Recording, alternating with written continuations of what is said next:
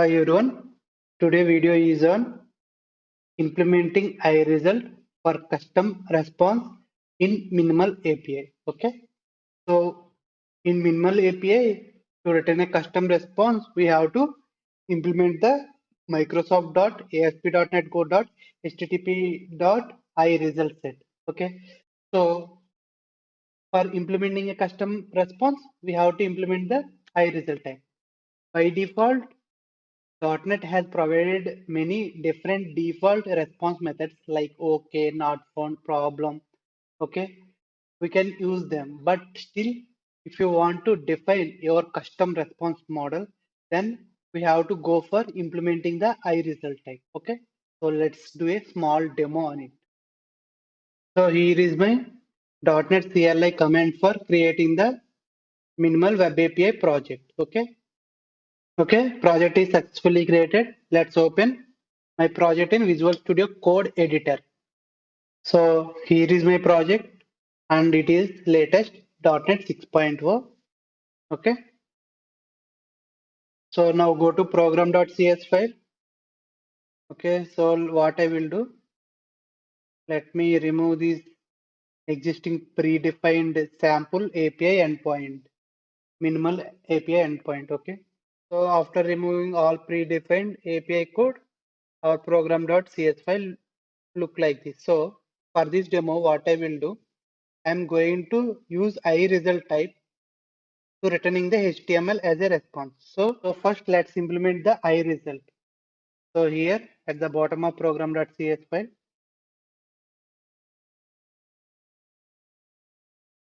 okay, I'm going to name my class like custom HTML result. Okay, so here we have to implement the iResult.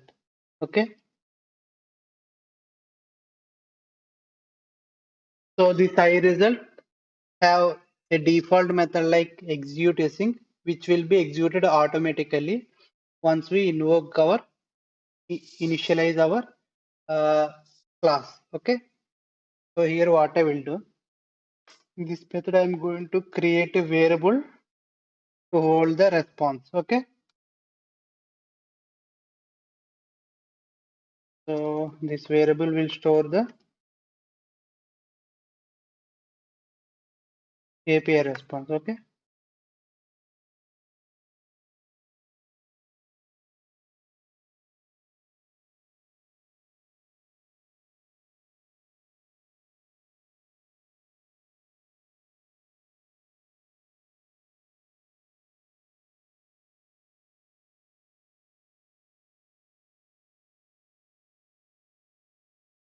now inside of the execute async method we have to implement our logic for custom response. So since here execute method already has a input parameter like HTTP context, right? Using this variable, we have to update our response. Okay. So here what we can do means HTTP content dot response dot content type equal to, okay, media. So now we can define our content types. Okay, .NET now available them as a strongly typed name. So we can use from system dot net dot mime types. We can get the media type names. Okay, media type names dot extra dot html. Now we can define the content length as well. For that, http context dot response dot content length equal to. So here we can define our response type content length. Okay, to do that, what I can do, encoding system dot text. Okay, utf-8 dot get byte count. Okay, to that let's pass our http content. So what it will do, it will give the response type content length. Okay, and finally what we can do means http context dot response dot write async.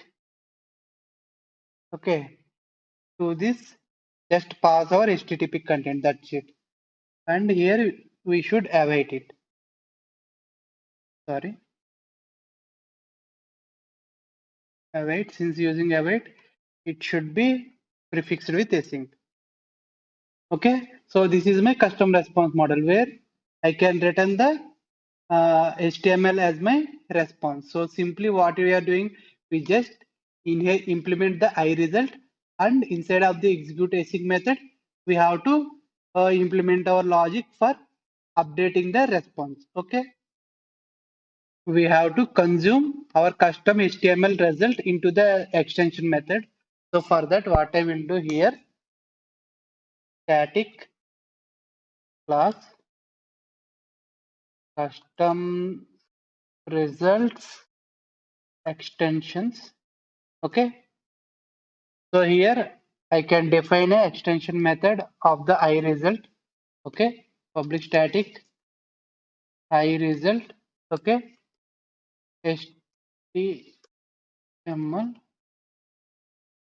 response. Okay, this is my method, extension method of the iResult. Okay,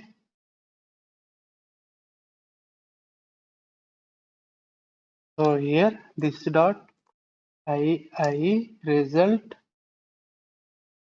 extensions. Okay, so here comma we have to pass our HTML, right? So pass that one as well. Okay, and finally return our uh, custom HTML result. Okay, here we have to pass that one new, sorry, custom HTML result and pass the HTML. Okay, so here in this class you can define all your custom extension methods as a methods. Okay, now let me create a sample endpoint where I can pass the HTML content to the client. Okay, here I can create a minimal API endpoint app dot map get method. Okay, and here I need to specify a route like HTML custom response. Okay, and here inside here delegate, inside of the delegate, what I can do, I can use results. Generally results will return the response. Result dot OK, result dot accept, all methods will give. But we have now created a extension method, our custom method, right? So what is our custom method? Results dot extensions dot HTML response, which is nothing but this method we are calling HTML response here using results dot extension. Okay, so to this what we have to pass for this method, we have to pass our input data, nothing but the HTML, right? So let's pass some dummy HTML here. So let's add here some sample HTML. Okay. So now this response should be rendered as a HTML response because we have customized our response here. Okay. So let's run our minimal API and access our endpoint. Okay. So this is my API endpoint. So let's run it. See, now HTML response is rendered from our API. That is because of our customization by using the iResult. Okay. So that's all about iResult for customizing the response from the minimal API endpoint. I hope this video has delivered some useful information. If you like my video, please support me by subscribing to my channel. Soon we will meet you with new videos. Until then, signing off.